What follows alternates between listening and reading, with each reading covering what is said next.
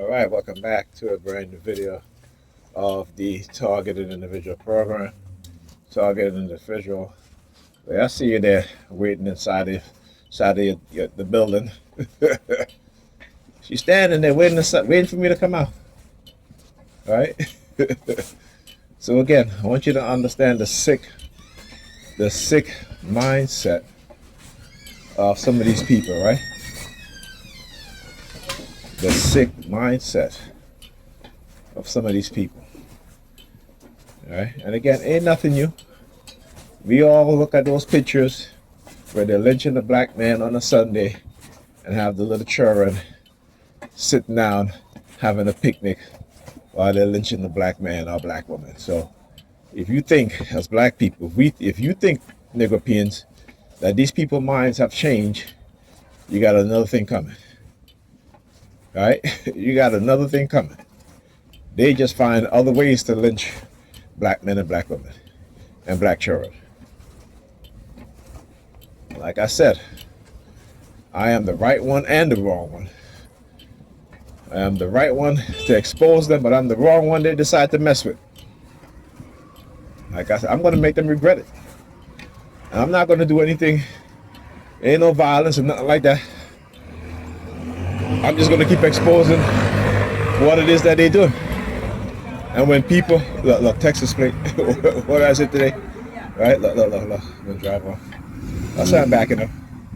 They're going to make a U-turn, MRV 49, whatever it is. I have it on camera. Right?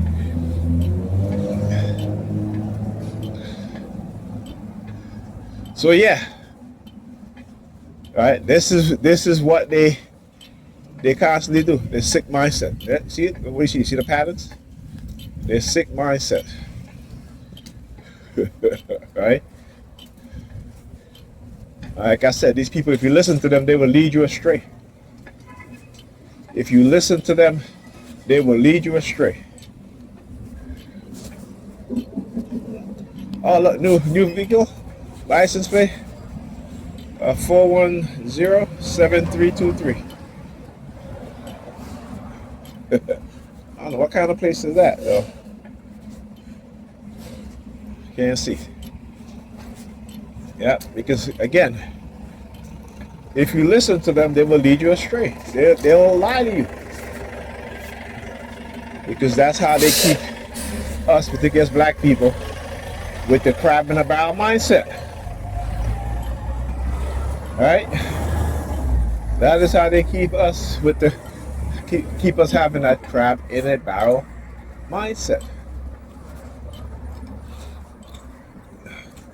Don't ever forget that.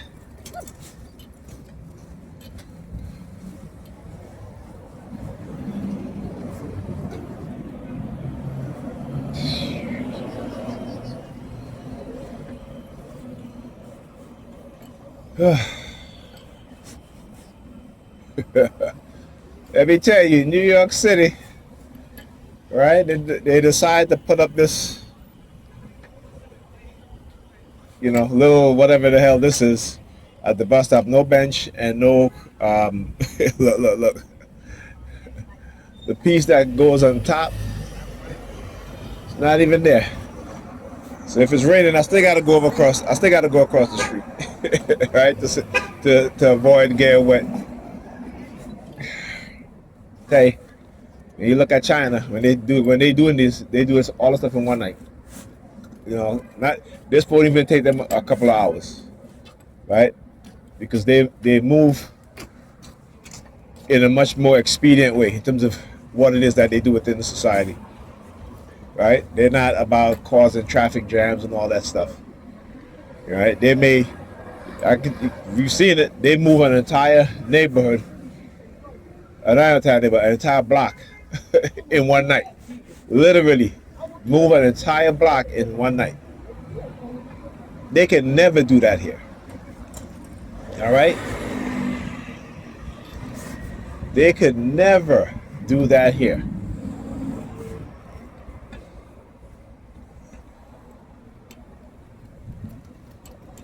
All right, so anyhow. So guys, so tell you, Pam is funny. She really is. Oh, you don't got to come tomorrow, or the kids are home tomorrow. Ethan is 16, Alyssa is 12. Again, this is the shit that they are telling her, right? When she starts to say shit like that, yeah, they're 16 and 12, but can they survive on their own, right? Right. So without any supervision, adult supervision, which you've done in the past, is the reason why our kids are so chaotic now. Is the reason why, like for example, my son, he comes in the house, his battery charger, portable battery charger, falls on the floor and he leaves it. How could you not notice that something that heavy fall on the floor, right? Okay, but he leaves it. He leaves it right on the floor, right? Don't have the mindset to pick it up. All right, walked in there today, and my daughter had all her candies on the floor and all over her bed. Why? She literally sleeping with candy on the floor of her bed, and her mother won't say anything. Then she gets up in the middle of the night and stay up, right? And she's tired, and she got to school late today again. Minutes to 10. Okay, so I mean, come on, man. It's like, yeah, like I said to her, I said, you're not even concerned about Alyssa education, are you? You're not even concerned about Ethan's education, you know, because he passed one test. All right, that's great, you know, but at this point, he's not passing his first period class and his second period class. He had too many lateness and too many absences. And like I said, what they've been doing, particularly in liberal states, particularly in cities, where you see, particularly in the public education system, where the majority of children are black and Hispanics, children, I should say, and black and Hispanic teenagers, they'll just pass them based on their age, not on their academic performance, right? Not on their academic performance. So, like I said, you got to blame the educational system, but you also have to blame the parents, right? Even, like I said, even though the situation with me, I blame myself too. You know what I'm saying? I blame myself too. Even though you say, well, there's nothing you can do. They're absolutely right. I blame myself for not, and again, I couldn't help it in terms of because I was being targeted, but for not seeing the red flags. See, I was totally honest. I wasn't deceptive. I wasn't lying. I wasn't manipulative. I was totally honest. Right? Whereas she was deceptive, manipulative, and lying. So, I just couldn't see those red flags. Don't get me wrong. I love my kids. I love our kids. I wouldn't trade them in. But like I said, I just wish that she would have listened. Because she's an adult. Like I said, it's not like she's a teenager or she's in her early 20s or have you. I can give you a pass. At that point, right? Okay. It's a cool wheelchair. I guess it's electric. Very very portable, right? Look how small that chair is. It's an electric chair. Okay. So, when they do stuff, I've never seen those individuals before, right? But when they do stuff like that, they know how my mind is thinking, right? I'm like, okay, I'm looking at all these black people that have wheelchair. They don't have that. They don't have wheelchair like that, right? You know what I'm saying? It's like they do that shit to shove it in my face, right? Yeah. Look, we, our white people, the white men, white women that have wheelchairs, they get the high tech wheelchairs, right? The black men and black women, they get that wheelchair where, but it's okay. Hey, that's what I said. This is why they do what they do.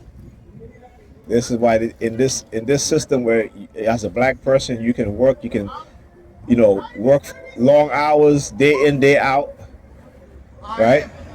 And if you're injured or you're retired and you get your Social Security or your disability, they give you the least. They don't give you what they would give to a white individual who is, have a disability or who retire and receiving social security, right? Because we see all these retirees, white retirees, going to where, right? Going to living in Florida and the warm states because they're getting a good. Go read that book. There's a book called How White People Got So Rich. Go read that book, and you'll understand the theft of black wealth, right, by white America. And they've done it before. It's nothing new. The Freedmen Bank, right? How the white investors basically robbed black people of billions of dollars. Billions of dollars, okay? But like I said, their mindset is that, don't do what I do. Do what I say. Right? You know what I'm saying? Don't do what I do what I say. Right? Now we still have not learned. We still have not learned, Today I've been posting a lot of videos, short videos of young black people learning martial arts, learning self-defense, and I love it. I love to see stuff like that. I love to see, black parents who are living in states where they have a right to carry arms without having a permit, and they're teaching their children how to use a weapon properly and safely, right? Because we are going to be on our people, okay? We are going to be an unarmed people when they truly turn on us, and they will. They will. All right. They will turn on us. Okay. Most definitely. And I keep saying, look at the truth. Look at the reality of what it is that they're doing. They're not worried about these young black men because we don't have people in high places who truly love themselves and their people enough to, fight for us. They don't. They'll have, I'm not saying every one of them. I'm just saying we don't have the numbers, okay? Meaning that they will never allow black people who think like they do into certain positions. All right? But somehow they always tell, as Obama says, when they go low, you go high, whoever, whatever. No, that you're a fool. You're a fool. If you want to always take the high ground, you're going to always lose the people who are very manipulative, deceptive online, who will hit you below the belt, who will manipulate the system for their benefit while you trying to take the high moral ground. You have to adapt to the society that you live in, okay? If you live in a society where there's wolves, if you are raising sheep, the wolves are going to eat your sheep, right? And guess what? And the shepherds is going to kill the wolves and eat the sheep. Right? So when you look at, like I said, so some of these people who are the wolves, right? They're also the sheep to the shepherds, right? Because the shepherd will kill them, right? And eat the wolves. Eat the sheep, right? Like I said, the sheep spend their whole life worrying about the wolves, only to be eaten by the shepherds. Think about that. Think about that.